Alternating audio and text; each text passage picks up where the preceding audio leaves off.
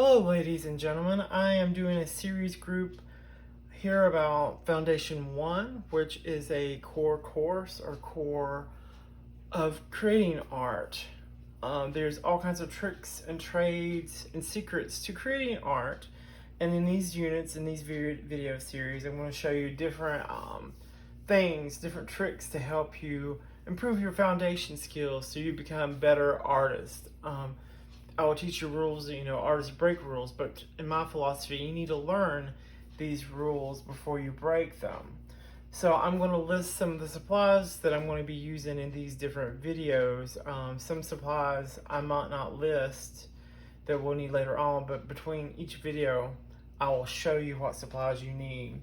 So foremost, Bristol board, 11 by 14 Bristol board pad. Most of these videos on foundations, we're going to just be using this. Later on, towards the end of this unit sections videos, I will be using larger paper. But for now, it's nice to start with something smaller. Bristol board's nice because you can use it for mixed media. It's a nice color. It comes in smooth or like a texture. The Bristol board that I'll be using is going to be smooth. Also, through these exercises, we will be usually taping our borders to give it a nice inch border. These borders is a vocabulary word, can add containment. Containment makes your eyes move in to an area, helps force the viewer into areas and stuff. So it's important to know about containment. We'll be talking about containment later on in some other video sections. Other things we will be needing will be like paintbrushes. The important thing to know about paintbrushes is you want to get the ones for whatever medium we're using. We'll mostly be using acrylics, so you want to make certain you get paintbrushes that are for acrylics. Paintbrushes come in two different flavors usually. These that are called wands, they have more of the point, and then they come in the other flavor, which is flats. I swap around different places to find paintbrushes. Like these have flats in them, and some round ones or wands, as I call them. These can be used for watercolor, acrylic, tempera, etc., etc. I got these on sale at Ross's for $9. Ross's is a good place to sometimes find things, art supplies cheaper, which comes in handy. So yeah, there's some paintbrushes. You'll need sometimes X-Acto knives to cut out fine little details. Eraser, usually a nice plastic eraser will do.